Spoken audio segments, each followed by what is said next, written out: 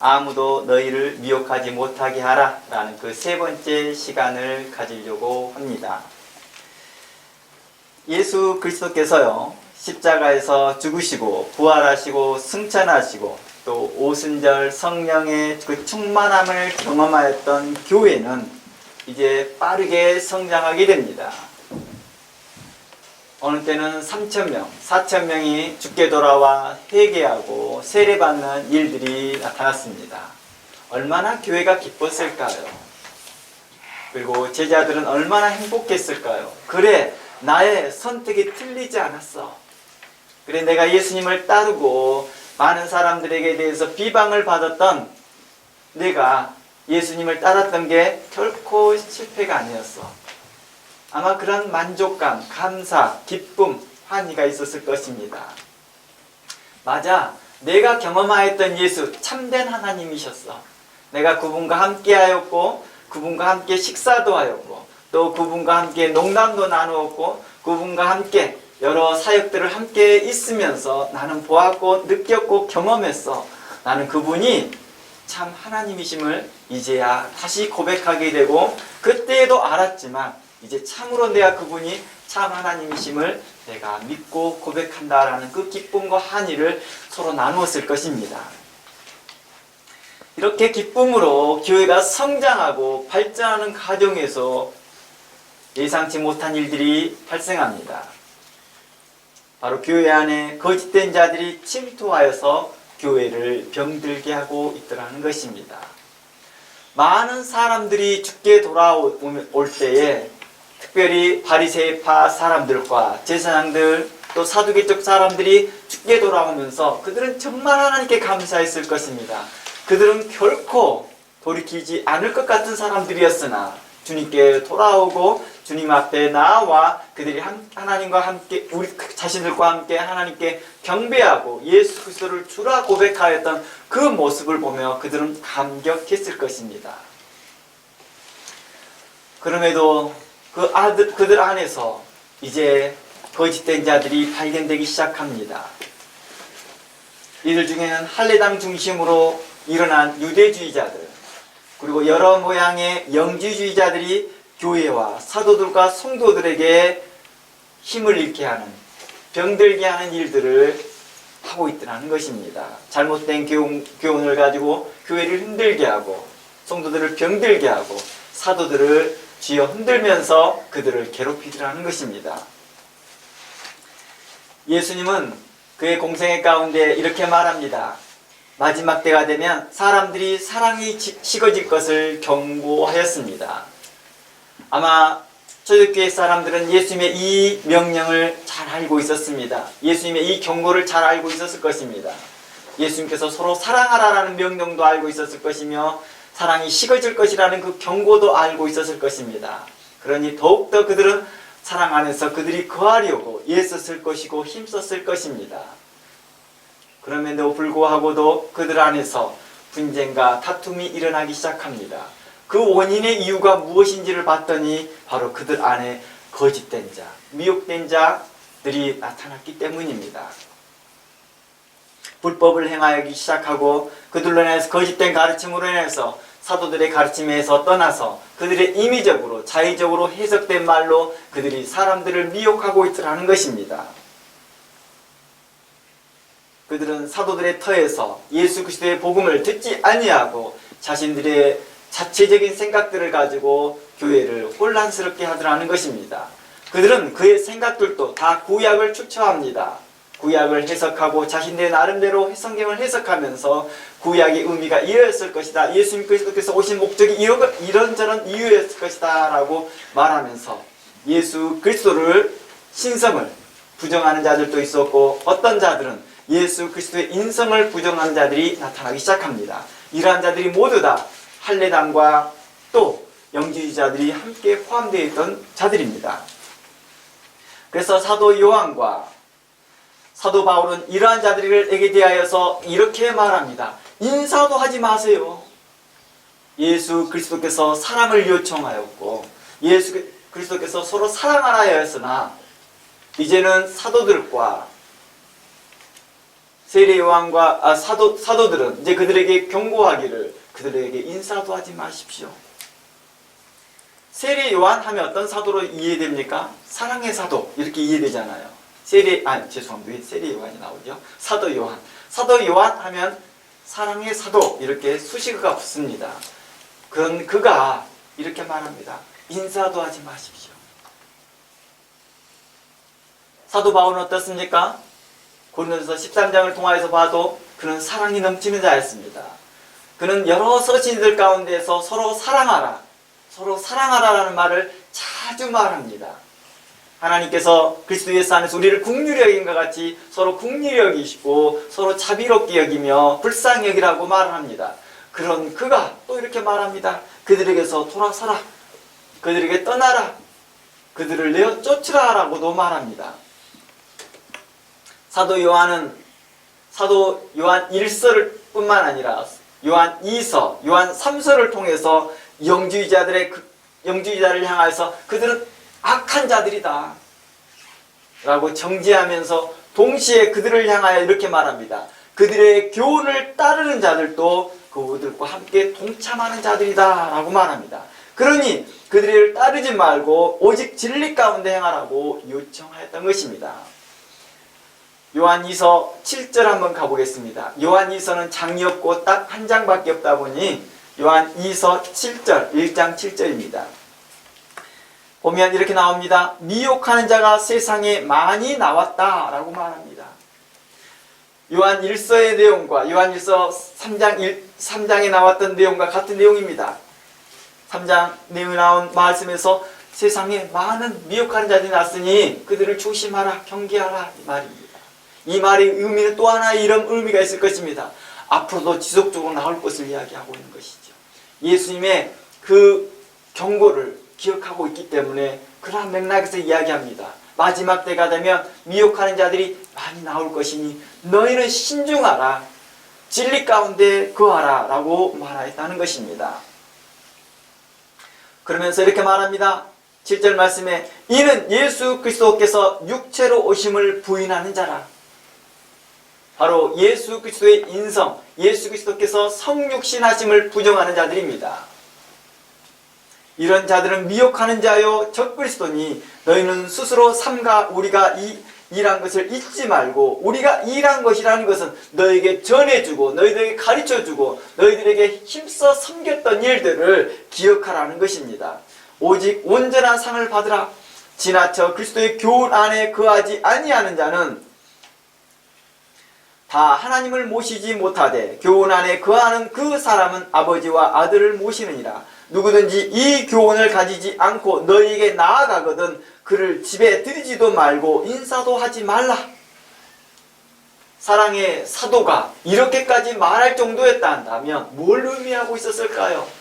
그만큼 그리스도의 복음이 훼손되어졌고 바로 교회를 병들게 하였고 이것이 하나님의 나라에 그 구원에 있어서 여러 가지 문제점들을 안게 했기 때문입니다.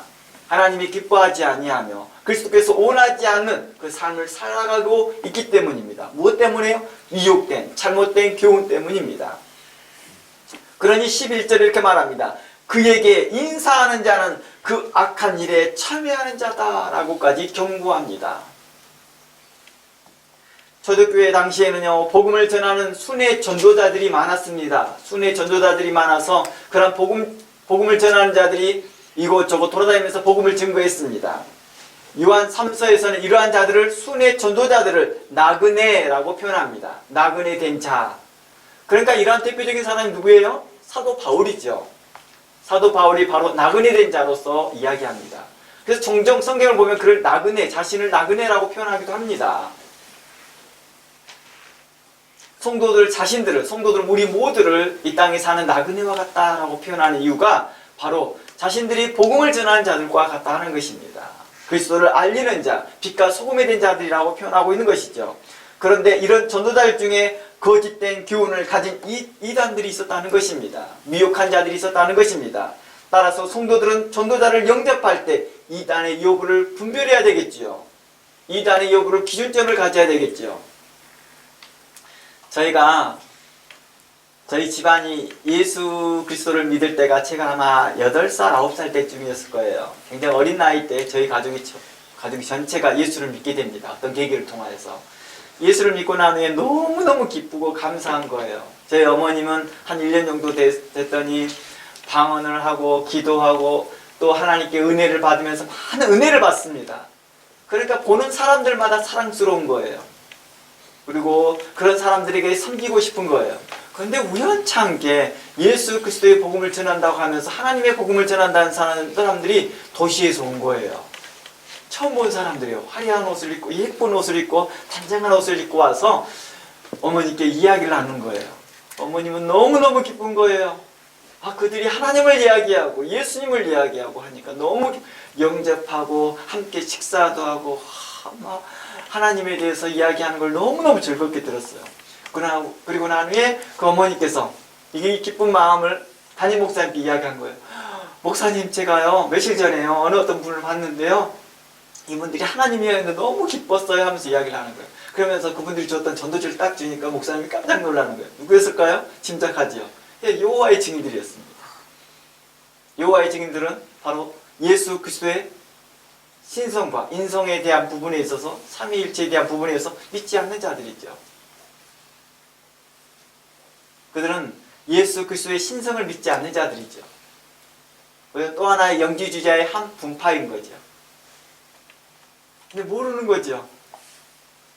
신앙생활한 지 1년밖에 되지 않았다 보니까 보는 사람들마다 기쁘고 은혜를 받다 보니까 모든 사람에게 친절하게 대하고 특히 예수 그리스도를 믿는다 하고 또 하나님을 증거한다 하니 얼마나 기뻤을까요? 그러면서 어머님께 그때부터 알게 됩니다. 거짓된 복음도 있구나. 우리가 하나님의 말씀을 듣게 되고 건강한 말씀을 듣다 보면 이제 무엇이 바른 진리인지를 알게 되더라는 것입니다.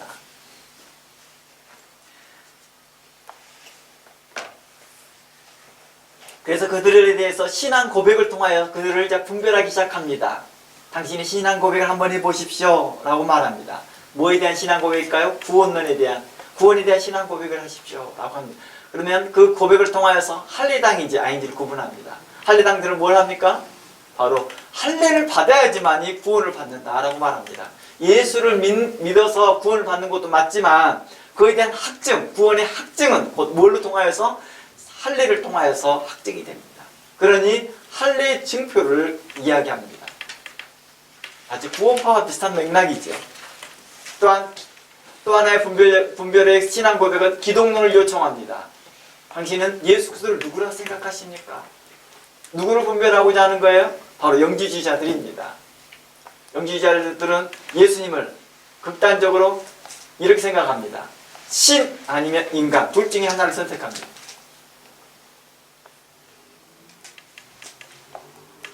그래서 극단적인 이러한 태도를 취하고 있기 때문에 이러한 영지주의자들을 구분하기 위해서 그들의 기독론을 이야기해 보는 거죠. 초기 기독교 때부터 기독교에 오랫동안 교회를 힘들게 했던 영지주의자들 중에 또 하나가 바로 에비온파입니다. 이들은 예수님의 신성과 동정녀 탄생을 거부하고 할례당같이 유대인의 율법과 의식을 따라야 한다고 주장했던 자들이죠. 할례당과 같지만 그들의 내용들이 영지주의자들과 또 혼합된 것들이죠. 그들은 히브리어로 된 마태복음서 하나만 진정한 복음서라고 고백합니다. 그리고 예수님의 동생 야고보를 경외합니다. 또 사도 바울의 가르침들은 잘못된 것이다 라고 말합니다. 그러면서 사도 바울을 향하여 배교자다, 진리를 떠난 자다 라고 말합니다. 왜냐고요? 할례를 반대했잖아요. 그리고 율법으로 말미암는 구원을 거부하였기 때문에 바로 그들은 할례당의 입장에서 보면, 유대주의자 입장에서 보면 바로 배교자처럼 보였던 것이죠. 이러한 가르침 때문에 나중에 고린도 교회에서는 어떤 일들이 발생돼요? 이런 거짓된 자들을 통하여서 고린도 교회에서는 사도 바울의 사도성까지 의심하게 되고 결국 그 사도성을 인정하지 않고 모든 지원과 모든 후원들을 끊어버립니다. 사도 바울은 이러한 거짓된 자들을 향하여서 갈라디아서 2장을 통하여서 그들은 가만히 들어온 자다 라고 말합니다. 가만히 들어온 자. 초대교회에서요, 이러한 일들이 가만히 들어온 자들을 향하여서 설명하면서 함께 기뻐하였고 함께 즐거워하였고 함께 즐거워했던 그 순간들이 지나가면서 그러한 악함들이 나타날 때 그들이 얼마나 고통스러웠을까요? 예상치 못했던 일이잖아요. 함께 식사를 하면서 예수 그리스도를 찬양하고 예수 그리스도의 은혜를 기뻐했던 그들이 잘못된 교훈을 가지고 있다는 사실을 알고 그들에게 대해서 교훈하고 책망하고 바르게 하면서 어땠을까요? 돌아오기를 바라였으나 그들은 여전히 자신의 주장을 놓치지 않더라는 것입니다. 사도 요한이 죽은 이후에 대해 많은 사람들이 이 영지주의 교훈에 노출되기 시작합니다.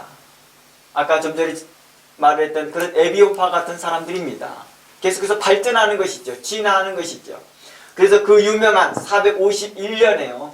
칼게톤 기독교 공의회가 열리기 시작합니다. 이 칼게톤이라고 하는 현재 이 지역은요, 우리 예전에 터키라고 한 지역이고요. 현재는 튀르키예라고 부르죠. 이 튀르키예란 이 이스탄불이라는 이 지역에서 10월 말에서 한 1월까지 몇 차례를 만나서 이들이 이제 모임을 갖습니다. 회의를 갖습니다. 이때 그리스도의 신성과 인성에 대해서 나누기 시작합니다. 기독론에 대해서 나눕니다. 그러면서 그 신조가 만들어졌는데 그 신조를 그 유명한 칼게톤 신조라고 말합니다. 이때 이 공회를 통해서 예수 그리스도를 뭐라고 말하냐? 라틴어로 이렇게 말합니다. 라틴어로 베레데우스 베레호모. 베레데우스라는 것은 완전한 하나님. 베레호모 완전한 인간. 즉 예수 그리스도는 100% 하나님이시며 100% 인간입니다 라고 하는 그 교리가 신조가 만들어지기 시작한 겁니다. 즉 예수님은 참 하나님이시며 참 사람이시라고 선언합니다. 그러면서 영지주의자의 그 교훈들을 이단으로 정죄하였습니다. 공식적으로요. 이제는 개교회들이 사도들이 말을 했다 한다면 이제는 모든 교회가 한 마음이 되어서 그들은 이단입니다. 이제는 이런 교훈들을 교회에 받아들이지 않겠습니다 라고 신조를 발표한 것입니다. 바로 이러한 신앙 고백을 이제 교회들이 다 하게 되면서부터 더 이상 교회 안에 영지주의가 침투하지 못하게 했습니다. 그러나 문제들은 그들은 또 아웃사이드에서 자기 조직을 이루어가면서 계속해서 활동하기 시작합니다. 그래서요, 역사적으로 보면 6세기에 그 모슬렘 이슬람의 창시자 모하메드가 이제 오게 됩니다. 이제 여러 가지 여행하는 도중에 자신이 무역상인이었거든요. 무역상인을 하면서 예루살렘에 도착합니다. 그런데 이 예루살렘에 누가 있었어요? 이런 영지주의 분파들이 있었던 것이죠. 할리당의 분파들이 있었던 것이죠. 그들에게 교훈을 듣습니다. 결국 그러한 이런저런 교훈들을 듣고 유대주의 교훈을 들으면서 결국 만들어진 게 현재 오늘날의 모슬렘입니다. 이슬람입니다. 어때요? 영지주의자들과 할리당들의 그 교훈들은요, 어땠습니까? 유대주의자의 그 교훈들은요, 끝나지 않고 그 공의회를 통해서 선포되었어도 여전히 그들은 자신의 세력들을 유지하면서 복종하지 않더라는 것입니다. 그리고 계속해서 미혹하는 일로 인해서 사람들을 병들게 하더라는 것입니다.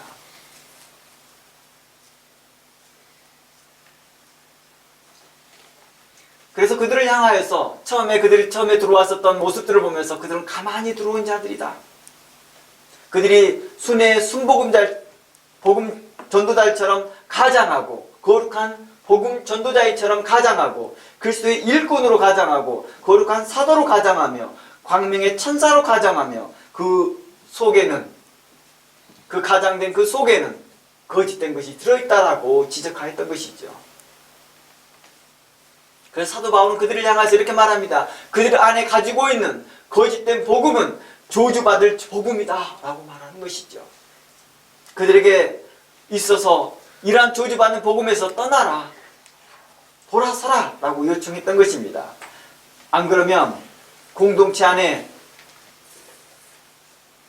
만약에 그들이 있다 한다면, 당신이 그런 공동체 안에 속해 있다 한다면 그들을 내어 쫓던지 아니면 떠나든지 하라 하였던 것이죠.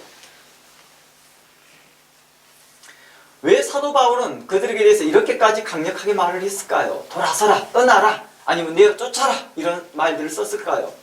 사도 요한은 심지어 이렇게 말합니다. 그들은 악한 자다. 그리고 그들이 증거하는 것에 그런 교훈들에 함께 영접하고 받아들이고 있다 한다면 너도 그 악한 자와 동참하는 자들이다 라고 말하였습니다. 왜 이렇게까지 말하였을까요? 그 이유는 바로 갈라디아서 2장을 살펴보면 나옵니다. 갈라디아서 2장 한번 가봅니다. 2장 4절에서 이렇게 말합니다. 그들은 성도들이 그리스도 안에서 가진 자유를 파괴하는 자들이다 라고 말합니다. 성도들이 가지고 있는 거룩한 자유, 그리스도 안에서 갖는 그 거룩한 자유를 파괴하는 자들이요 다시 율법의 종으로 삼고자 하는 자들이다라고 말합니다. 제가 읽어볼게요. 4절부터요. 이는 가만히 들어온 거짓 형제들 때문이라. 그들이 가만히 들어온 것은 그리스도 예수 안에서 우리가 가진 자유를 엿보고 우리를 종으로 삼고자 함이니라 라고 말합니다. 그리스도 안에서 갖는 자유가 뭐였습니까? 율법으로부터의 자유였습니다. 죄로부터의 자유였습니다. 그러나 또다시 할례당들은 할례를 받아야지만 구원이 있다라면서 다시 율법으로 그들을 조이기 시작합니다. 그러면서 유대주의하고 합쳐져서 뭘 합니까? 모든 절기를 다 지켜야 된다. 이렇게 말합니다. 이 절기들은 다 예수 그리스도를 예표하는 것이니 다 지켜야 한다라고 말합니다. 말은, 설명은 훌륭합니다. 그러나 그들은 결국에는 그 목적이 뭐였습니까? 율법에 얽매이고자 율법으로 그들을 사로잡고자 했던 것이죠. 그래서 그들을 향하여서 우리가 그리스도 안에서 가진 그 자유를 엿보고 그들을 위해서 빼앗으려고 하는 자들이다 라고 말했던 것입니다. 그래서 사도 바울은 이러한 교훈을 가르치는 자들을 향하여 저주를 받을 자라 하였습니다. 사도 요한은 더욱 적극적으로 그 말을 하는 거죠. 갈라디아서 2장 8절 가봅니다.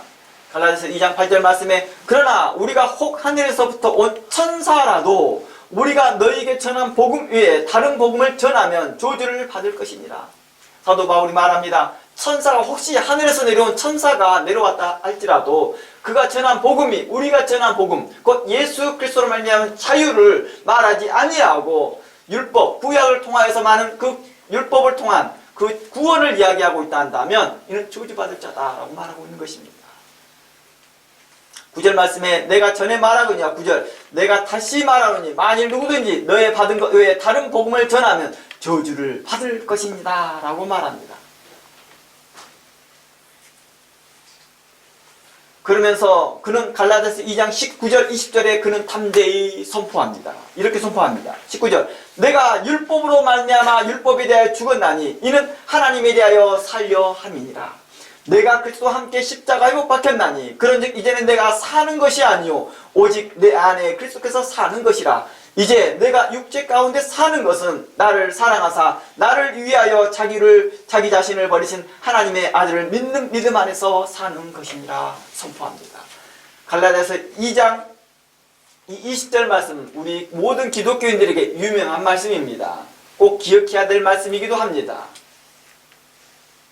사도 바울은 19절에서 이렇게 말합니다. 율법으로부터 벗어났다라고 말합니다. 즉 율법에 대해 죽었다라는 말을 율법에서 벗어났다라고 율법에서 죽었다는 것을 율법에서 벗어났다는 맥락으로 이야기한 것이죠. 율법에서 벗어난 자들을 율법에서 난 죽었습니다 이렇게 표현해 주는 것이죠. 즉 율법의 굴레에서 벗어나 이제는 하나님과 함께 항상 함께 있다는 것을 믿게 된 것이죠. 전에는 그 율법의 굴레 때문에 내가 이걸 행하지 아니하면 하나님이 나와 함께 하시나 이런 두려움이 있었고 염려가 있었다 한다면 내가 구원받는 자인가 이런 염려가 있었다 한다면 이제는 그 율법에서 굴레에서 벗어나는 것입니다.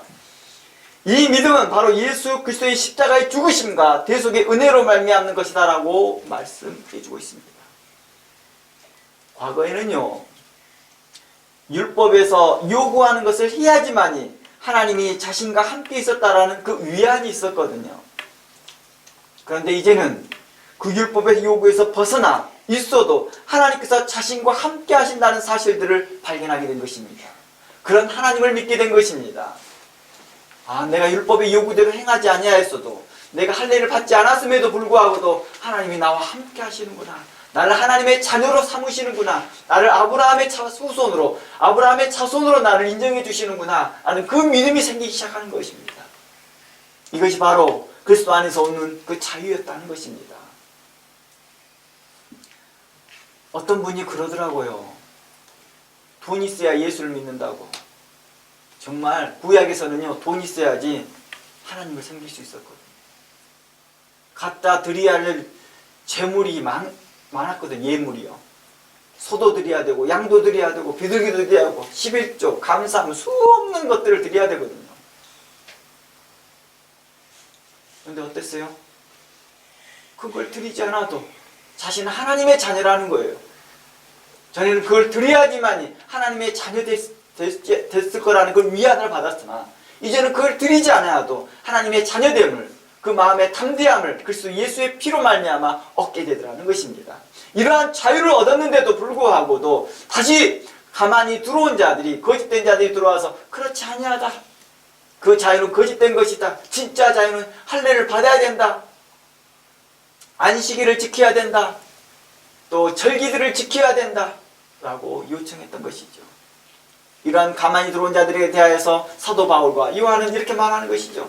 저주받을 복음이요, 그들과 함께 들어가는 건 악한 일이요, 그들은 악한 복음을 전하는 자들이다 라고 말하는 것입니다. 그리스도가 안에서 얻는 우리의 자유를 빼앗으려고 하는 그런 강도 같은 자들이다 라고 말하는 것입니다. 자유를 빼앗으려고 하는 자들이 누구예요? 강도들이죠.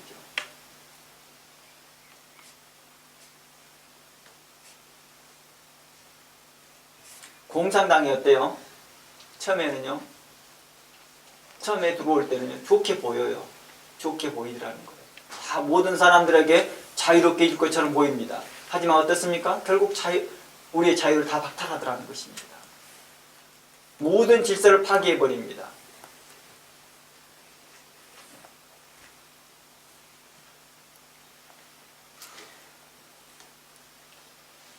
이제 우리에게 이렇게 말합니다. 나를 사랑하사 나를 위하여 자기 자신을 버리신 하나님의 아들을 믿는 믿음 안에서 사는 것이다 라고 20절에 분명한 어조로 우리에게 고백합니다. 우리가 사는 것이요, 나를 사랑하신 그 하나님, 나를 사랑하신 그 예수님, 나를 사랑하사 자기를 자신을 버리신 하나님의 아들을 믿는 그 믿음 안에서 우리가 사는 것입니다 라고 담대히 선포하는 것입니다. 여러분들이 어떻게 사느냐고요? 예수 그리스도 이름으로 삽니다 라고 선포하는 것이었죠.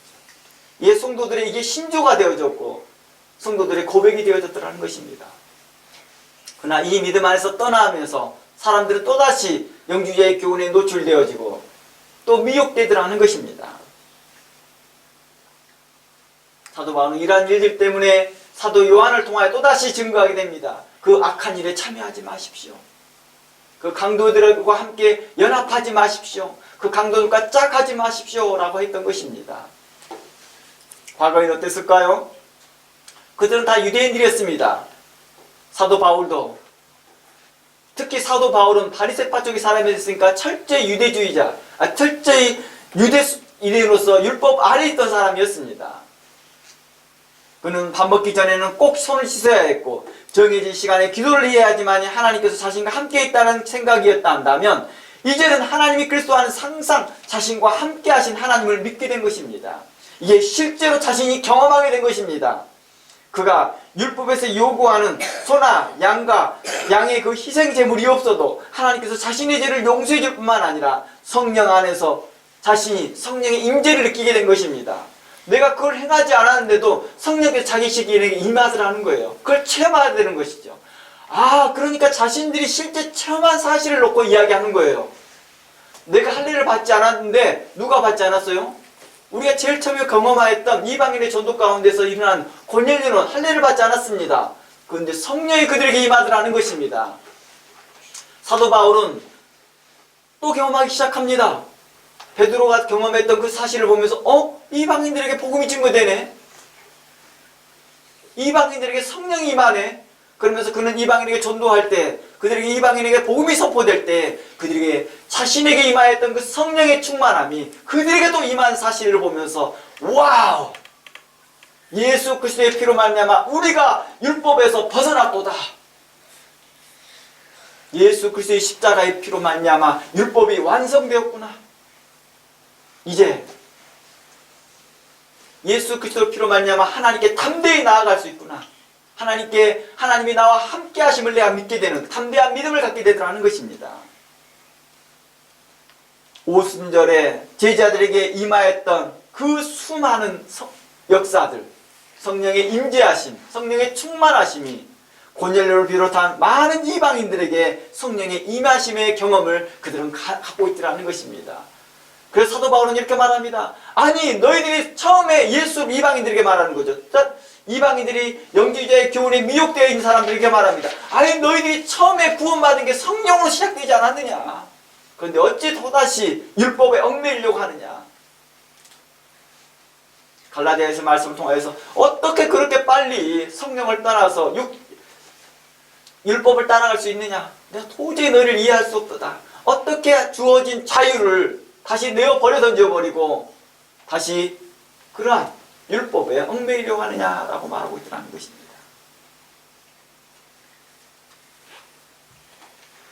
뿐만 아니라 사도 바울과 사도 요한은 이렇게 경험을 한 것입니다. 사도들은 경험하였습니다. 주의 말씀을 듣고 주의 말씀이 선포될 때 그 말씀을 기쁨으로 듣고 그 말씀을 믿음으로 받는 자들의 그 가슴이 뜨거워지고 성령이 충만하였던 그 모습들을 경험하였습니다.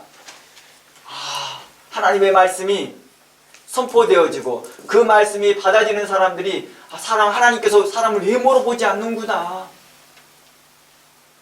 그들이 출신을 보지 아니하는구나. 이 말씀을 선포되는 우리가 선포되는 그 말씀을 믿음으로 듣고 기쁨으로 듣는 자들에게 성령이 충만한 사실들을 사도들은 경험하였다는 것입니다. 많은 이방인들이 그것을 경험하고 고백하였다는 것입니다. 처음에 예수 그리스도의 부활하시고 난 후에 엠마오로 가는 그 두 청년이 있었을 때 예수님께서 그 두 청년에게 모세로부터 시작하여서 자신에게 대한 선지자들이 자신에게 대하여 말하였던 것들을 성경 하나하나 풀어줄 때 그들의 마음이 뜨거워지고 그들의 마음에 감동이 있었을 때 성령이 임하였던 것들처럼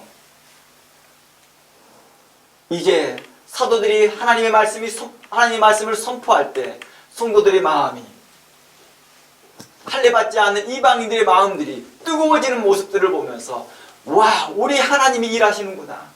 우리 하나님 우리에게 긍휼을 베푸시는구나. 우리 하나님이 예수 그리스도로 말미암아서 우리에게 사랑을 베푸시는구나라는 걸 경험하였더라는 것입니다.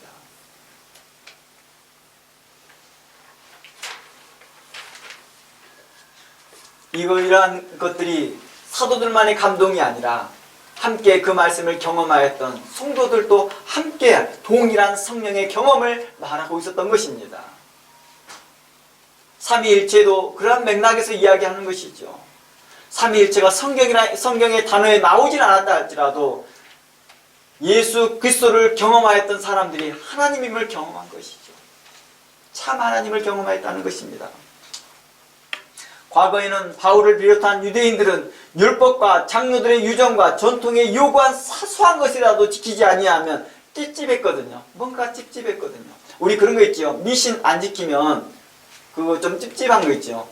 꽤나 유명한 그 프로 선수들이 꼭 어떤 그 루틴을 하잖아요. 미신처럼. 그거 안 하면 그 경기 잘 안 풀린다고 생각하고 팬티도 어떤 특정한 팬티만 입어야 되고 경기장 들어갈 때 어느 나이도 특정한 어떤 태도를 취해야만 잘 된다고 생각합니다. 이런 걸 다 미신이거든요. 근데 율법이 그들에게 하나의 미신이 되어진 거죠. 하나의 미신이 되어져서 뭐합니까? 이걸 안 하면 찝찝한 거예요. 하나님이 마치 나와 함께 하지 않을 것 같고 하나님이 나에게 혹시 벌 주지 않을까? 혹시 내가 잘못된 일이 생기지 않을까? 하는 이런 걱정들이 있더라는 것입니다. 그런데 예수 그리스도로 말미암아서 이런 걱정들이 없어지기 시작합니다. 우리나라에 복음이 처음에 들어왔을 때 어때요? 사람들이요? 바로 이러한 놀라운 경험을 하게 된 것입니다.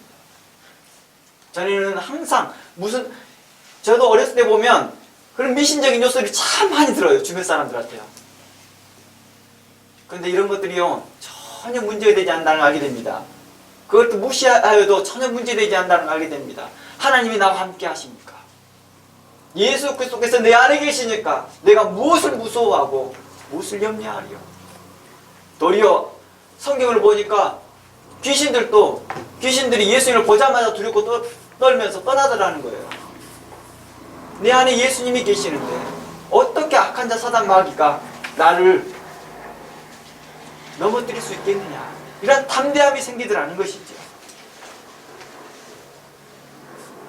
마가복음 7장을 가보면 이렇게 나와요. 바리새인들과 모든 유대인들은 장로의 전통을 지켜 손을 잘 씻지 않고서는 음식을 먹지 아니하며 또 시장에 돌아와서는 물을 뿌리지 않고서는 먹지 아니하며 그 외에 여러 가지를 지키는 것이 있었다. 장과 주발과 녹그릇을 씻었다. 이렇게 말합니다. 예전에도 어르신들이요, 우리 여행 갔다 오면 항상 발을 탈탈 털고요, 거기다 뭘 했어요? 이런 물 뿌리기 작업을 했어요. 어떤 분들은요, 혹시 그 만났던 일들이 별로 안 좋은 일이에요. 그러면 갔다 와서 꼭 소금을 뿌렸어요. 부정탄다고. 이런 미신적인 행동들이 계속해서 하고 있었다는 것입니다. 율법의 정신은 떠나버리고, 율법의 정신에서는 떠나버리고, 그걸 지켜야지만 하나님이 함께하고 있다는 그런 강박관념에 살고 있더라는 것입니다. 그러나 예수 그리스도를 말미암아서 자유함을 얻게 되었더라는 것입니다. 이것을 선포하면서 이게 복음이다라고 말하고 있었던 것이죠.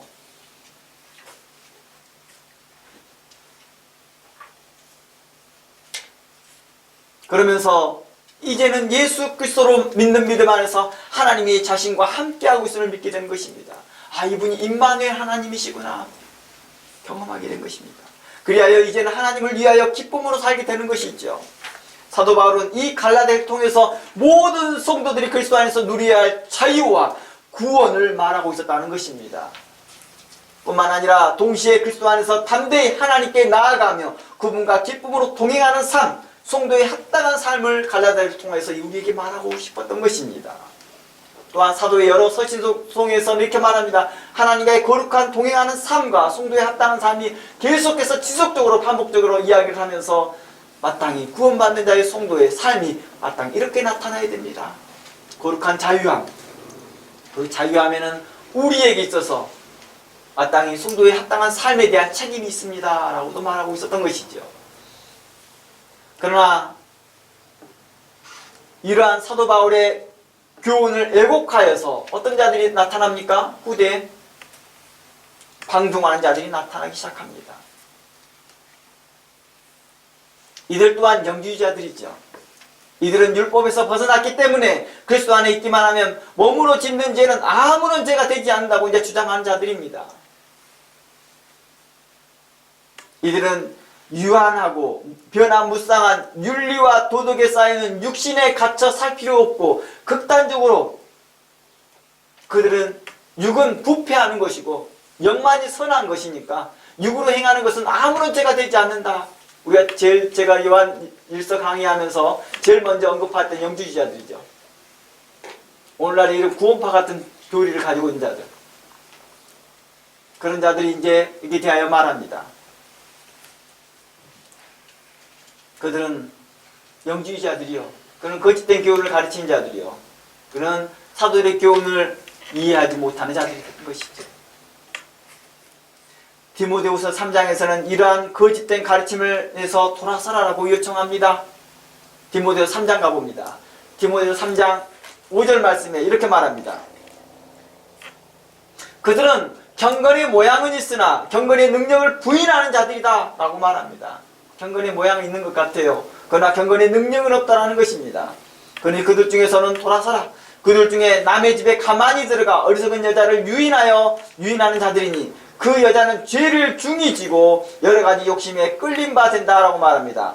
6절 말씀에 다시 한번 들어옵니다. 그들 중에 남의 집에 가만히 들어가 어리석은 여자를 유인한대요. 어리석은 여자들은 누구일까요? 못 배운 사람일까요? 그런 맥락도 있지만 실제로 이 어리석은 여자들은 기준점을 모르는 자들이죠. 자신이 가지고 있는 그 자유가 얼마나 소중한지를 가치를 모르는 자들이죠. 자신이 처음에 봤던 그 성령의 은총을 잃어버린 자들이죠. 그것이 얼마나 큰 가치가 있는지를 잃어버린 자고 알지 못한 자들이죠. 이런 어리석은 여자를 유인하는 자들이니 이 여자는 죄를 중히 짓는 자라고 말합니다. 왜 죄를 중히 짓는다고 말해요? 사도 요한이 말했던 말과 같습니다. 그들에게 영주의자들과 같은 할례당과 같은 사람들에게 인사하고 영접한 자는 그 악한 일에 뭐하는 자와 같다? 동참하는 자와 같기 때문이죠.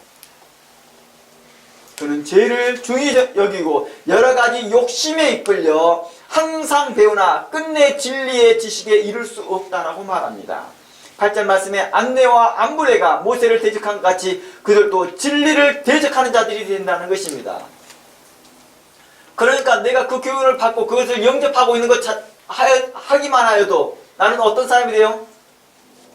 미혹하는 자들과 그 악에 참여하는 자가 되고 또한 진리를 대적하는 자들이 되더라는 것입니다. 이 사람들은 그 마음이 부패한 자요 믿음의 가난에서 버림받는 자니라. 그러나 그들이 더 나아가지 못할 것은 저 두 사람이 된 것 같이 그들의 어리석음이 드러날 것임이니라 라고 말합니다. 경건의 능력은 모양은 있는 것 같으나 그 능력이 없는 자들은 그들은 거룩한 지식을 가졌다고 하나 실상 경건의 삶과 능력이 나타나지 않는 자들이라는 것입니다. 성경의 지적과 같이 그들은 영지를 위해서 정상적인 부부생활을 물러나고 가정생활을 거부하는 자들입니다. 이들에 대해서 이야기를 하거든요. 그들은 정상적인 부부생활을 물러나고 가정생활을 거부합니다. 금욕주의적인 삶을 살아가니까요. 지난주에 언급했던 이 영지들 중에서 극단적인 금욕주의자들이 나타납니다. 그들은 뭐합니까? 결혼을 금하게 합니다. 그러니까 정상적인 가정생활을 이루기를 거부하기 시작하더라는 것입니다. 그러다 보니까 이혼도 불사합니다. 뭘 위해서요? 영지를 위해서요. 어때요? 오늘날도 이런 자들이 나타나잖아요. 영지를 위해서 가정을 파괴하고 이혼을 불사하고 부모를 떠나는 것을 아주 대단한 일처럼 믿음 있는 행동처럼 잘못된 교훈에 빠져 있더라는 것입니다. 심지어 불의와 불법으로 사랑이 식어지고 있고 냉랭하고 탐욕과 탐심이 거짓이 있는데도 거짓된 교훈에 계속해서 게슬라이팅 당하더라는 것입니다. 그들은 자신들의 행위에 전혀 이런 죄책감을 느끼지 못합니다. 자신들이 악한 일을 행하고 있는데도 악한 일인지를 모르더라는 것입니다. 도덕과 윤리와 상식에서 벗어난 태도를 하고 있는데도 불구하고도 그에 대한 죄책감을 느끼지 못하더라는 것입니다. 성도에 합당한 삶이 없는데도 불구하고도 전혀 죄책감을 갖지 못하더라는 것입니다. 그들은 자신이 따르는 그 교주에게 게슬라이팅을 당하여 형제를 배반하고 심지어 자신의 부모를 대적하고 형제와 가족을 거짓으로 고소하기까지 하더라는 것입니다. 사람들을 정서적으로 육체적으로 학대하면서도 잘못인지를 모르더라는 것입니다. 심지어 이들은 자신이 거짓으로 영적으로 정서적으로 육체적으로 학대를 당하고 있는데도 불구하고도 전혀 알지 못하더라는 것입니다. 제가 영적으로도 학대를 받는다고 표현했습니다. 영적으로 왜 학대를 받는지 아세요? 이들의 그룹에 있다가 떠나면 뭐 하는지 아세요? 이단이다! 지옥에 간다! 이렇게 말하거든요. 겁을 주거든요. 그러니까 못 떠나더라는 거예요, 이 사람들이요. 못 떠나더라. 왜 그래요? 그들이 처음에 그곳에 들어갔을 때 거기만이 진리이고 다른 데는 다 잘못됐다! 라고 하는 말이었기 때문에. 공산주의가 처음에 들어왔을 때 그랬거든요.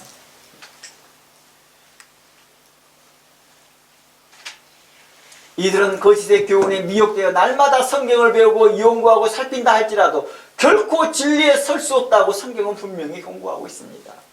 사도 바울은 성경은 날마다 묵상하는 것은 신사적인 것이고 배우고 확실한 일에 거하라고 우리에게 요청하였습니다. 뿐만 아니라 단단하고 의의 말씀을 경험하라고 우리에게 말하였습니다. 또한 믿는 것과 아는 것이 하나 될 수 있도록 힘쓰라고 말하였습니다. 그래야 그리스도의 장성한 분량에 이르도록 우리로 자라나라고 요청하였습니다. 그렇다고 해서요, 거짓을 날마다 배우는 자들에게 대하여서 말한 것이 아니라는 것입니다. 도리어 거짓에 미혹되어 성경을 배우는 자들에게 대하여서는 너희가 날마다 성경을 배우고 그걸 연구하고 상고하고 있으나 결단코 진리를 깨닫지 못할 것이라고 말합니다. 하면 할수록 더욱더 부패할 것이며 가면 갈수록 너희들이 하나님과의 어떤 관계가 돼요? 원수지간이 될 것이며 하나님을 대적하는 자들이요 진리를 대적하는 자들이요 진리를 전하는 자들에게 대하여 대적하는 태도를만 가질 것이며 사람들의 영혼을 강탈하는 강도와 같은 자들이다 라고 말하고 있었던 것입니다. 그들의 배움에는 지식에 대한 탐닉, 새로운 영지를 깨닫는 데만 가장 최고의 가치와 목적을 두더라는 것입니다. 그래서 그들은 항상 배우나 경건의 삶은 없습니다. 오직 자신의 그 지식을 충족시키는데 것에만 만족하더라는 것입니다. 자신의 지적 욕구 있지요. 그 욕구를 충족시키는 것으로 만족하고 있더라는 것입니다. 와우, 유레카 하면서 뭐 하는 거예요? 오늘 또 새로운 걸 발견했다는 것입니다. 그 새로운 발견은 뭐였습니까? 진리 가운데 있는 것이 아니었습니다. 그들의 배움에는 지식에 대한 탐닉으로 새로운 영지를 깨닫는데 가장 최고의 가치와 목적을 두다 보니 그들의 삶은 점점 병들어가기 시작하더라는 것입니다. 그들의 영혼은 계속해서 가스라이팅 당하여서 그들은 계속해서 영적으로 학대 가운데서 그것이 학대인지 아닌지를 구별조차 못하더라는 것입니다. 그러다 보니까 또다시 다른 사람들을 영적으로, 정신적으로나 육체적으로 또한 학대하더라는 것입니다. 그래서 그들은 항상 배우나 경건의 삶은 없고 오직 자신의 지식을 만족시킨 것을 최고의 만족으로 여기더라는 것입니다.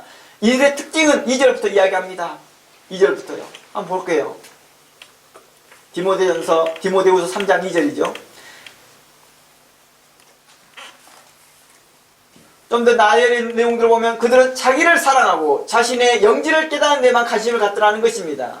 그리고 그들의 특징은 자신은 높은 영지를 깨닫는 것에 만족하고 그로 인하여서 자신 안에서 나타나는 그 교만한 태도가 있는지를 모르더라는 것입니다. 그래서 그들은 자만하고 스스로 멸망의 길을 자초하더라는 것입니다. 그래서 2절부터 보면 그들은 뭐예요? 뭣도 사랑하고 부모들 대적하고 돈도 사랑하고 자기를 자랑하고.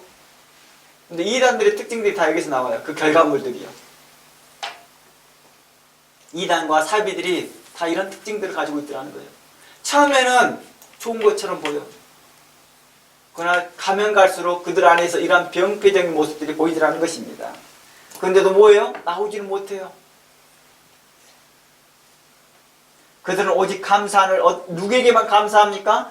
자신에게 영지를 가르치는 자들에게만 있지 그들의 실제적인 삶에 있어서 함께한 사람들에게도 감사조차도 모르더라는 것입니다. 부모를 거역하며 가정을 가볍게 생각하고 오직 자신에게 속한 영지의 모임만 소중하게 생각하더라는 것입니다. 경건의 모양과 달리 그들은 돈을 사랑하며 쾌락을 사랑하며 조급하며 선에 대한 기준이 오직 영예가만 있기 때문에 성도의 합당한 삶과 선이 무엇인지를 모르는 자들이라는 것입니다. 그걸 가볍게 여기더라는 것입니다. 뿐만 아니라 자신들의 모임과 영지에 대해 잘못을 지적하면 뭐합니까? 바른 교훈을 권면하고 그를 책망하고 책설했던 사람들을 공격하기 시작하고 모함하더라는 것입니다. 더욱더 그들은 진리를 거역하더라는 것입니다. 사도 바울은 이렇게 거짓에 미혹된 자들을 향하여 안내와 암브레가 모세를 대적한 것 같이 의인들과 진리를 증거하는 사역자들을 대적한 악한 일에 동참하는 자와 같고 그들을 악한 일이다라고 말하고 있었던 것입니다. 안내와 암브레는 어떤 사람들이에요? 바로 하나님의 선지자 모세를 대적한 애굽의 마술사들입니다. 애굽의 마술사들. 바로 앞에서 모세가 하나님의 백성, 우리의 백성들을 내어 보내주라 라고 하면서 마술을 그에게 기적을 보여줍니다. 지팡이를 내더니 뱀이 됩니다. 그랬더니 거기 있는 술사들도 함께 따라하더라는 거예요. 바로 이러한 자들을 향하여 말하고 있는 것입니다. 거짓으로 미혹하는 자들은 진짜를 흉내내는 자들이다 라고 표현하는 것이죠. 그들은 거룩한 사도들의 터와 전통의 신학에 머물지 아니하고 마술을 부리듯 속임수 가득한 성경 해석 방법으로 사람들의 지성과 탐심과 탐욕을 자극하여 미혹하더라는 것입니다. 마술을 부리듯이 해줘요. 그러니까 신천지 같은 경우에 들어가면 쭉 빠져가는 이유가 뭐예요? 정명석과 같은 그런 곳에 들어가면 쭉 빠지는 이유가 뭐예요? 마술과 같은 성경 해석법으로 하니까 그래요. 오늘날에 이러한 사람들이 정통 교회 안에 있으면서 알레고리칼하게 성경을 해석하면서 거의 신천지를 방불케 하는 성경 해석을 하면서도 자신은 정통이 있다고 말합니다. 이러면서 성도들을 가스라이팅을 합니다. 정통에서 벗어나 있고 바른 신학에서 벗어나서 성경을 가르치면서도 자신들은 성경을 잘 가르친다라고 착각하고 있더라는 것입니다. 그들은 거룩한 사도와 정통 신학을 무시하고 대적하면서도 자신들만이 진리를 가지고 있다라고 사람들을 미혹하더라는 것입니다. 마치 뱀이 미혹할 때에 눈이 밝아져 하나님같이 될 수 있다라고 미혹하듯이 말입니다. 그리고 이러한 거짓의 게임에 빠져나오지 못한 자들은 마치 하와가 그 선악과를 보고 먹음직하고 보암직하고 지혜로울 만큼 탐스럽게 여긴 것처럼 그것을 그렇게 여기더라는 거예요. 하나님은 계속해서 하나님의 성령을 통하여서 의롭게 선하게 행할 것을 말해주는데도 그것을 계속해서 무시하더라는 것입니다. 계속 자신의 탐욕에 이끌려 행동하더라는 것입니다. 어때요? 이단에 한번 속하면 이들 멸망입니까? 아니었습니다. 그들이 계속해서 성령께서는 간섭하십니다. 진리 가운데 돌아오라. 진리 가운데 돌아오라고 간섭을 해주시더라는 것입니다. 아담과 하와가 선악과를 먹고 난 다음에 어때요? 하나님께 바로 버려버렸나요? 새로운 사람을 창조하였나요? 그러지 않았습니다. 그래서 또다시 성령의 음성을 보여줍니다. 그들이 돌아왔을 때 또다시 하나님께 그들에게 언약을 맺어주시기 시작합니다. 제가 여러분들과 함께 오랫동안 강의했던 야고보서의 강의에서도 진리를 떠난 자를 돌아서게 하라는 그 내용에서도 마찬가지 같은 내용을 이야기하고 있습니다. 하나님께서는 악인들을 심판하는 데 목적이 있는 게 아니라 구원하는 데 목적이 있다는 것입니다. 그래서 하나님께서는 혹시 그들이 이단에 빠졌다 할지라도 지속적으로 하나님께서 성령을 통해서 그들에게 자극해 줍니다. 돌아오라. 주께로 돌아오라. 성령의 음을 들으라라고 말해줍니다. 근데 그걸 거부하기 시작합니다. 듣지 않으려고 합니다. 왜 그래요? 자신의 탐욕에 이끌려서 계속해서 그 탐욕에, 지식의 탐욕에 이끌려서 그것만 쫓아가기 때문입니다. 그게 보암직하고 먹음직하고 지혜로운 만큼 탐스럽게 여기기 때문입니다. 결국 자신의 탐욕에 이끌려 거짓된 것을 배우게 되고 자신의 탐심에 따라 그곳이 문제가 있다는 걸 알고 있으면서도 그곳을 돌아서지 못하고 떠나지 못하고 나오지 못하더라는 것입니다. 꽤나 많은 요즘 신천지 이탈자들이 많이 생기거든요. 근데 그 사람들이 이런 말을 해요. 꽤나 높은 사람들이 나와요. 이제는요. 그 사람들이 유튜브에 나와서 인터뷰를 하는데 이런 말을 해요. 저는 교육장에 있었습니다. 저는 어느 간부에 있었습니다. 저는 몇십 년 동안 있었습니다. 이렇게 말을 해요. 근데 그들이 이렇게 말을 해요. 저희는 알고 있었습니다. 근데 나오지 못합니다. 나오게 되면 이곳 외에 다른 진리가 없다고 생각했기 때문입니다. 분명 꼭 문제가 있다는 걸 압니다. 그러나 게슬라이팅을 통해서 오직 자신들만이 진리라고 했던 말에 대해서 그들이 나오지 못한 거예요. 그러나 막상 나와보니까 참된 진리가 있다는 사실을 발견했습니다. 얼마나 다행스러워요.